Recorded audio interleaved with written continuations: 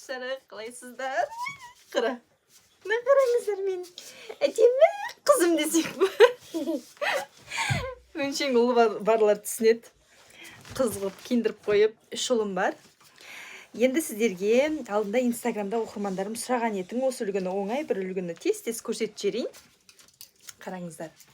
Бүйтіп орайсыздар да, өте оңай, әдемі, кез келген жаққа, қонаққа, отырысқа, тойға, қыдырғанға ұялмай тағып барасыздар. Қараңыздар.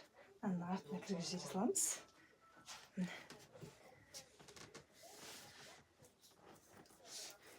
Міне, қараңыздар. Болды. О жерде отырсың. Міне. Мама. Шешші басындағыны. Шешпе.